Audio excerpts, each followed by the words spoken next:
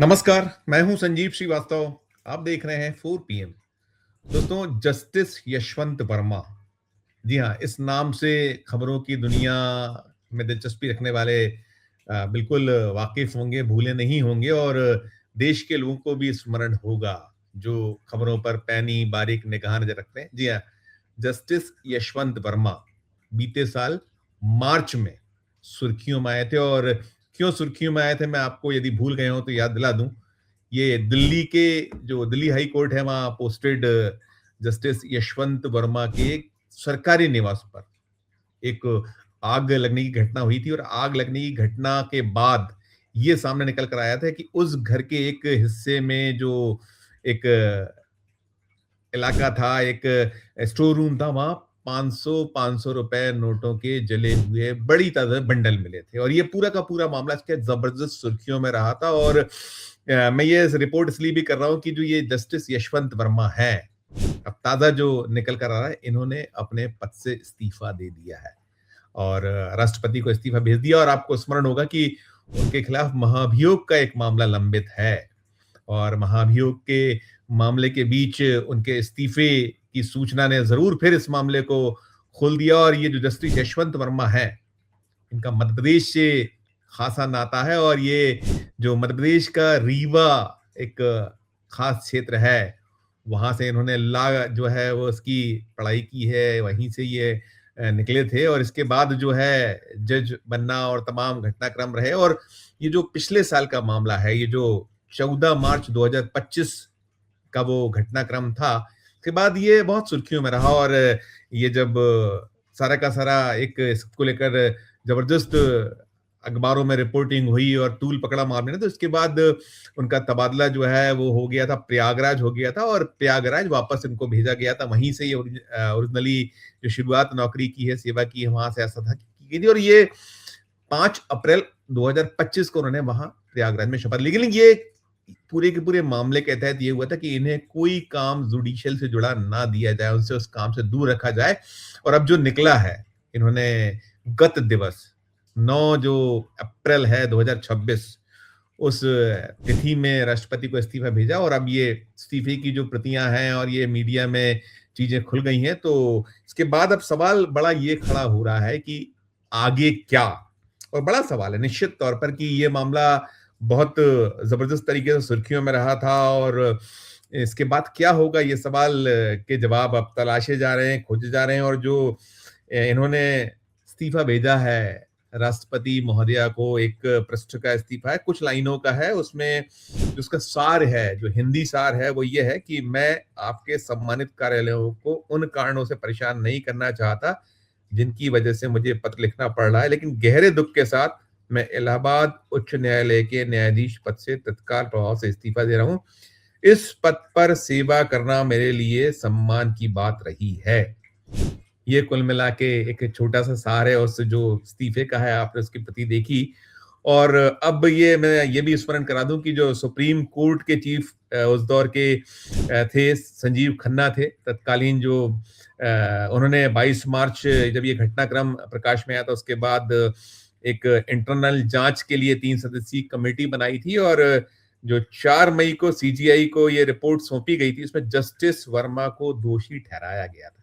ये पूरा का पूरा मामला था। उसके फिर लगातार ये मसला बना रहा, होता रहा और इसको लेकर एक महाभियोग जो प्रस्ताव है लोकसभा में वो लाया गया था और इसकी चुनौती इसे जो है एक याचिका दाखिल करते हुए जस्टिस वर्मा की ओर से दी गई थी और कहा गया था कि दोनों सदनों में महाभियोग लाया गया था, लेकिन राज्यसभा ने उसे मंजूर नहीं किया। इसके बावजूद लोकसभा ने जांच समिति बनाई, तो गलत है। ये था पूरा का पूरा मामला। और इसके बाद जो है जो नियम और कायदे हैं उसमें तो ये था कि यदि राज्यसभा से ऐसे प्रस्ताव खारिज भी होते हैं तो उसमें जो लोकसभा है उसे अधिकार है, उसी के तहत हुआ था। लेकिन कुल मिलाकर अब ये मामला सुर्खियों में हो और इसके बाद जो हमने जानकारों से बात की है, जो कानून के जानकार हैं, विधि विशेषज्ञ हैं, जो मध्य प्रदेश के एक रिटायर्ड जज हैं, उन्होंने नाम न छापने की शर्त पर कहा है कि यदि सरकार चाहेगी तो, केंद्र की सरकार चाहे तो इस मामले में एफआईआर नए सिरे से दर्ज की जा सकती है और फिर जांच शुरू की जा सकती है ना। अब ये पूरा का पूरा मामला, पूरा का पूरा मसला कहीं हम कह सकते हैं, क्योंकि इसमें जो प्रावधान है उसमें ऐसा बताया जा रहा है कि यदि उनका इस्तीफा मंजूर हो जाता है तो फिर उनके खिलाफ कार्रवाइयां ऑटोमेटिकली बंद हो जाएंगी। लेकिन केंद्र की सरकार चाहे तो नए सिरे से एक पूरी की पूरी एफआईआर दर्ज करके जांच शुरू कर सकती है। और अब यही एक कहीं लिटमस टेस्ट होगा केंद्र की सरकार का, क्योंकि प्रधानमंत्री नरेंद्र मोदी लगातार कहते हैं, बार-बार उनका जो अगर हम उठाएं 2014 से और 2026 तक का ये जो 12 साल होने वाले हैं पूरे के पूरे दौर को, तो वे ना खाऊंगा ना खाने दूंगा, भ्रष्टाचार मामलों में जीरो टॉलरेंस, और दावे ही दावे हैं। और यही बातें उनके जो मातहत है, जो केंद्र की सरकार है उसमें मंत्रीगण हैं, या और जो भारतीय जनता पार्टी के बड़े नेतागण हैं, या जो राज्यों की सरकारें हैं वहां के मुख्यमंत्रीगण हैं, वो दोहराते हैं, बार बार कहते हैं कि ये जो न खाऊंगा न खाने दूंगा, भ्रष्टाचार मामलों में जीरो टॉलरेंस और कोई बख्शा नहीं जाएगा। लेकिन ये जो मामला है, अब इस मामले में ऐसा हुआ है, इसके पहले भी जब जब कभी जो महाभियोग पूर्व में आए हैं, तो जो पूर्व के जो उदाहरण है उसमें यही है कि जैसे दो एक मामले ध्यान आते हैं, सौमित्र सेन का एक मामला और दिनाकरन है एक, उनके भी खिलाफ ऐसे ही मामले आए थे और फिर महाभियोग तक बात पहुंची। तो महाभियोग जो होने के जो उसपे जो सुनवाई और तमाम जो उसके एक्शंस होते हैं उसके पहले जो है इन जजों ने इस्तीफा दिया। तो ऐसा माना जा रहा है कि कहीं उसी प्रक्रिया को कहीं एक अंगीकार करते हुए, अपनाते हुए ये एक पहल जस्टिस वर्मा की ओर से। लेकिन जस्टिस वर्मा से जुड़ा जो केस है वो थोड़ा जिस तरह से है, तो उसमें यही कुछ है कि क्या उन्हें ये जो उनका इस्तीफा मंजूर होगा, क्योंकि जो कानून में प्रावधान है, जिस तरीके के कुछ अमेंडमेंट्स हुए, उस अमेंडमेंट्स के तहत ये भी है कि जब तक जांच पूरी ना हो पाए या ऐसे मामलों में जब तक पूरा स्पष्टीकरण ना हो, तो बहुत कुछ उस पर निर्भर करता है कि यदि, जैसा मैंने कहा कि यदि उसको स्वीकार कर लिया जाता है, यदि उनका इस्तीफा मंजूर हो जाता है, तो मंजूर होने के बाद प्रावधान है। लेकिन इसके साथ साथ केंद्र की सरकार, जैसा मैंने पहले भी कहा कि केंद्र की सरकार के पास ये अधिकार है कि वो यदि चाहे तो इस पूरे मामले में नए सिरे से एफआईआर करके और इस पूरे मामले की जांच शुरू कर सकती है। तो अब ये जो बहुत इंपॉर्टेंट है कि अभी क्या होगा आगे। अभी तो उन्होंने 9 जो अप्रैल है उस तारीख में राष्ट्रपति महोदया को भेजा है, तो अभी इसके आगे बहुत कुछ एक्शन होगा, मंजूर होगा नहीं होगा ये तो वक्त ही बताएगा। और जैसा मैंने कहा कि इनका मध्य प्रदेश से एक पुराना नाता है, जस्टिस जो वर्मा है। और इसके अलावा जब ये मसला हुआ था मामले को, तो आपको ध्यान होगा कि जब ये 14 मार्च 2025 को जो आगजनी की घटना हुई थी उनके सरकारी आवास पर, तो उस समय भी निकला था, जो हम लोग रिपोर्ट कर रहे थे, हमारी पूर्व की खबरें हैं डोमेन में, कि वो है मध्य प्रदेश में ही कहीं एक उसमें थे और यहाँ वो अपना वक्त जो है उस समय जो भी कार्य था उसके लिए आए हुए थे और यहाँ थे। लेकिन कुल मिलाकर अब ये नए सिरे से ये मामला फिर सुर्खियों में है जस्टिस यशवंत वर्मा का।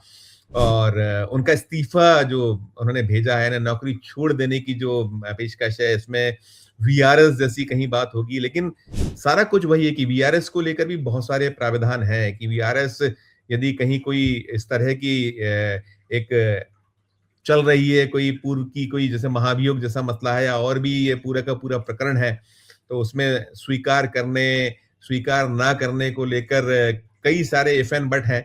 तो अब बड़ा दिलचस्प यही होगा कि क्या कुछ होता है जो इनको लेकर आगे जो है इसमें बनता है उनका। जैसा मैंने कहा कि जो राष्ट्रपति महोदया को भेजा गया है, तो राष्ट्रपति महोदया तो आवश्यक कार्रवाई हेतु या जो भी उसकी उनकी आगे की एक्शन होगा वो निकल कर आएगा। लेकिन बहुत कुछ अभी इसमें होना, और ये जो बड़ा सवाल है कि आगे क्या होगा, क्या जस्टिस जो यशवंत वर्मा है वे इस पूरे जो उनके ऊपर तलवार लटकी हुई है महाभियोग की हो या पूरा प्रकरण है उससे बच पाएंगे या उनको राहत मिल पाएगी। लेकिन सारा कुछ इसमें एक बहुत इंपॉर्टेंट जो पक्ष है, बहुत पहलू है, जिसमें कि केंद्र की सरकार चाहे तो इस पूरे मसले मामले में उनके इस्तीफे के जो संदर्भों को देखते हुए एक अलग से एफआईआर हो सकती है और नए सिरे से जांच आरंभ हो सकती है और यदि ऐसा होता है तो फिर बहुत कुछ पढ़ते हैं, जो क्योंकि अभी कई ऐसी चीज़ें हैं, जिसमें अपना जो न्यायिक प्रक्रिया है, प्रणाली, उसके तहत कुछ-कुछ चीज़ें अभी भी ओपन अप नहीं हुई हैं ठीक ढंग से, वो होना है।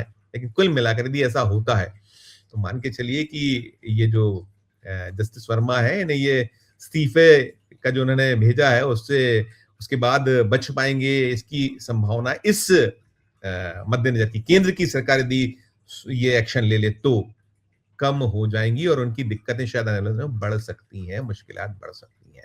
लेकिन क्या कुछ होगा, क्या नहीं होगा, ये तो सब कानून क्या कहता है, क्या किया जा सकता है उसके तहत, क्या एक्शन होगा, वो उसके सब सब उसमें है कि आगे क्या होगा, उसके बाद ही सारा कुछ निकलेगा। लेकिन कुल मिलाकर ये जो यशवंत वर्मा का मामला है, जस्टिस यशवंत वर्मा फिर सुर्खियों में है। ये पूरी खबर सुनने के बाद आपकी अपनी जो राय हो, आपकी अपनी जो टिप्पणी हो, हमारे इस वीडियो के कमेंट बॉक्स में जाके ज़रूर कीजिएगा, क्योंकि वो जो रहस्य है, उन्होंने तो पल्ला झाड़ा था कि मैं निर्दोष हूँ, इसमें मेरा कोई लेना-देना नहीं, लेकिन उनके जो बंगले पर फिर किसने रखे थे वो 500 की गड्डियाँ कैसे थीं? जो जली हुई जो मिली हैं, जिसके वीडियो फुटेज या बाकी सब चीज़ें निकल कर आई थीं, तो वो उसी के बाद खुल पाएगा। टिप्पणी कीजिएगा और अच्छी लगे खबर तो चैनल को लाइक कीजिए, सब्सक्राइब कीजिए। ज्वाइन का बटन दबाइएगा तो हमारी हौसला अफ़ज़ाई होगी। प्यार और स्नेह में रखिए और देखते रहिए। 4 पीएम। धन्यवाद। नमस्कार।